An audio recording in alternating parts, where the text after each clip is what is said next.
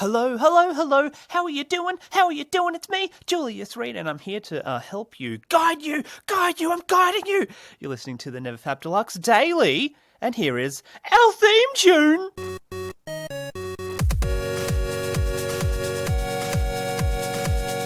Of course, there's our sexy theme tune to kick off the show.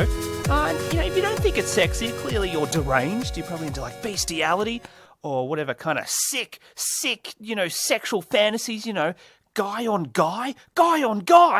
Of course, gay porn's kind of, that's cool.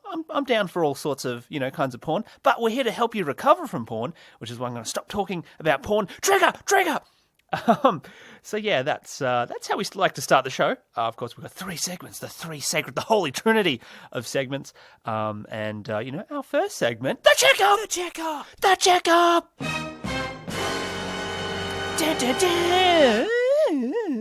Of course, went on a bit of a, the pitch went crazy and it's like, what was going on? I'll tell you what's going on. It's the checkup.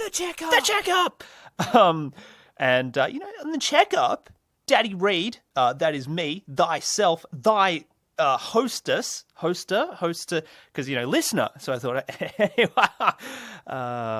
it'd be great if I was actually funny, because I would have come up with something more original, and you would have been like, damn, he's hilarious. How are you doing? How are you coping with life? Are you doing okay? Maybe it's been really bad weather, you're getting all sad, because, summer's coming to an end, except we're in Australia, so it's like everything's the opposite. Winter's coming to an end, which is great for me. But, if you're in the northern hemisphere, you're probably freaking out. It's like, oh, no. So you've been coping well. How have your emotions been? Have you been all happy or sad? Something for you to think about. Of course, I'm here to check up on you. Hope you're doing well, listener. Did you meditate today? An important thing for you to do in order to regulate your emotions and, dissolve expectation. Let go of the awful things, such as worry, fear, the pedophile is behind you, he's attacking you, oh God! Don't worry, I'm going to shoot him, I shot the pedophile, and now we're going to have pedophile steak for dinner. Delicious. Meditation important, exercise also very important to get those endorphins pumping, because if you're not exercising, well, you're probably a couch potato, eating chips and stuff. Did you remain calm? Did you remain aware of your senses, aware of your thoughts, aware of your behaviors? If you're not aware of your behaviors, well, then how are you going to change them? Well, you simply can't. And that's why it's so important to be on top of your mind. Of course, recovery is largely about mental health and how you can get on top of it. Like the time I rode your mother, was on top of that cow. That's right, putting the listener down. And what are you going to do differently? What you do differently, in fact, what you do determines your outcomes. So, perhaps you're not happy with, maybe you're not exercising at all. That's something for you to think about, to do differently. In fact, a really great exercise that I like to do, when I'm sort of in a rut, I like to write down the things that I would like to change from the day before, and then things I'd like to do differently. So, for example, with COVID happening, it's easier to fall into that sort of the news trap of oh no, we're all dying. Oh, everyone's, we are dying, but, to keep positive and, be like, you know what, I'm going to read less news. And so that's something you can put down on your list. And there's a sound effect. Let's try and close that one. Bam, bam, the dirt is gone. There was no dirt. So that was the checkup. Which brings us to the topic. Today's topic is, that's if I'm pro-topic. Some people are anti-topic. That's anti-topic, pro-religious. I don't know what it is. They're these the anti-abortion. That was kind of what I was getting at, except they're anti-topic. That was a bit of a fail, unfortunately. Don't shoot me. Where's the button? Come on, baby. No. It's incredibly sad, those series of non-events. But what's not sad? The topic, why do we relapse? Now, there are any number of reasons why we relapse. Circumstance obviously being one of them.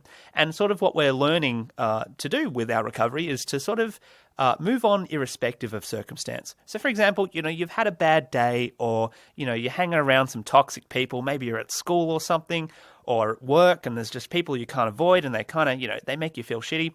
it's about basically to learning to deal with that, but in a healthy way. So how I describe it is that porn use and, masturbation and those kinds of behaviors, they're unhealthy coping mechanisms. It's still coping. It's still helping you get from, point A to B without putting a gun in your mouth and shooting yourself. But it's an unhealthy way to cope because, there are side effects to that. Obviously the anxiety that, porn use can create, the guilt, the shame, any number of side effects. Energy loss is a big one. Just feeling drained after a nice whack, a big hard wank. Julius Reed watching over your shoulder, touching you essentially. So there's, the circumstance is basically what we're trying to do. And, the fact is there are going to be difficult circumstances no matter what.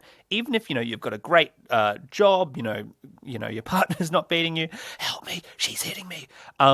There are going to be difficult situations. For example, loved ones passing away, obviously a difficult situation, and something that we just have to address in a healthy way. So that's what we're doing with recovery.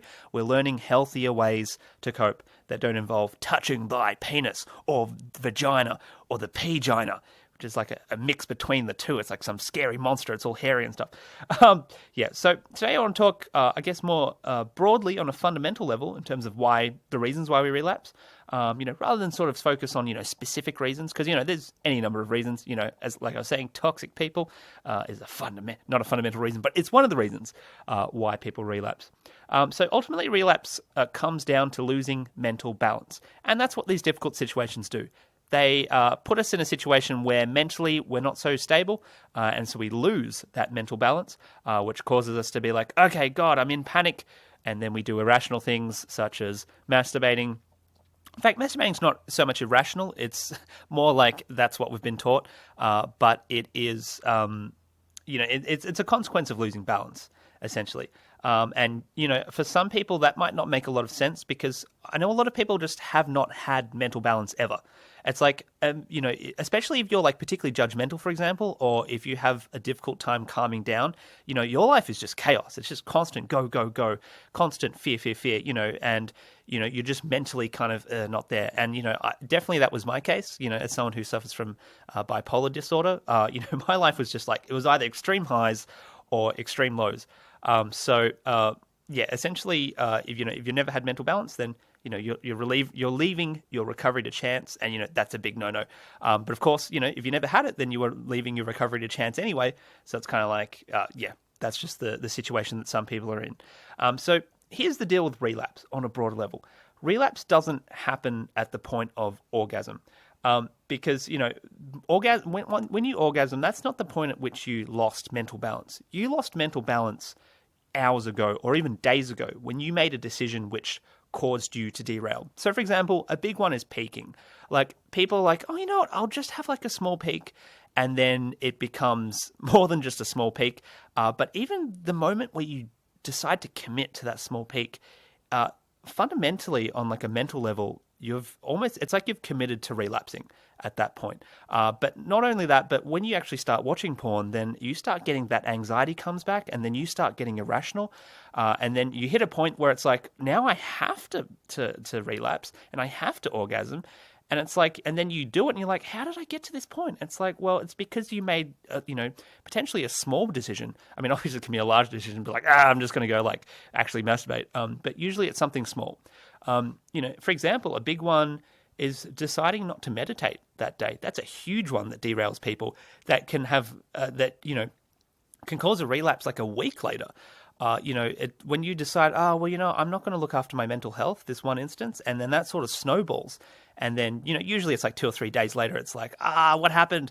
And it's like, well, what happened was that you decided not to respect your mental health. Oh, hello, Dr. Reed's here. That was me calling you, trying to help you with your life.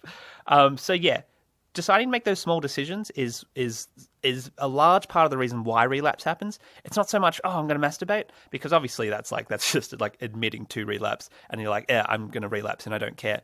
It's those small things that derail you, that derail your mental balance, is what causes relapse a lot of the time. That's just something for you to think about. If you're thinking, I'm going to make this small decision that, you think at the time won't have like a huge consequence, that's basically the reason why a lot of people relapse. So avoid that. And the way you avoid that is by maintaining mental balance, because when you have mental balance, you don't have those thoughts or decisions. You're like, hey, I'm happy. I want to keep this. This is great. If you're wanting to know more about how to develop mental balance, well, basically it comes down to meditation.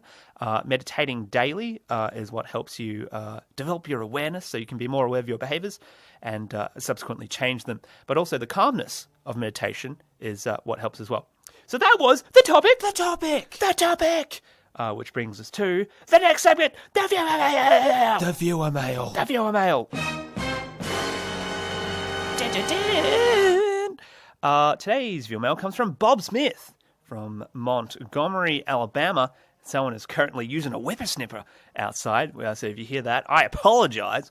The viewer mail, Bob Smith, they say, "Hey Julius, I heard smashing your dick with a hammer repeatedly makes you last longer in bed. Is this true?" Well, Bob, I can confirm that it is not. It is true. Punked. You got punked. That's right. It was a success.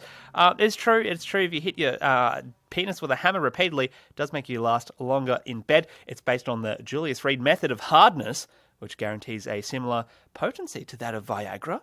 So it's FDA approved. Okay, I didn't just say that. I didn't say it's FDA approved, but don't tell anyone. Especially don't tell the FDA, because they'll be like, we didn't approve this. But yes, it's approved by the FDA, of course, stands for the Federal something Reed. Excellent. So it's approved, and basically you just lay your supple penis onto any kind of workbench and then smash it vigorously with a hard object.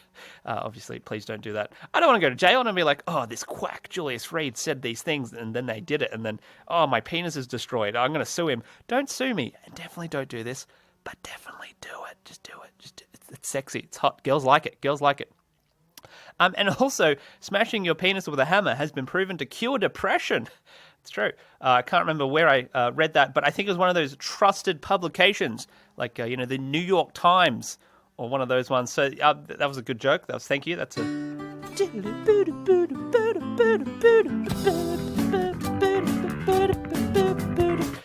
That's good for me. Although I find it's more effective if you use the hammer on her rather than on yourself. It just helps mellow her out. So obviously ending on physical abuse on a woman, which, I don't think that's the best way to end on it. And I don't know what the segue was. I think I was supposed to write the joke of like, yeah, this is what ladies like.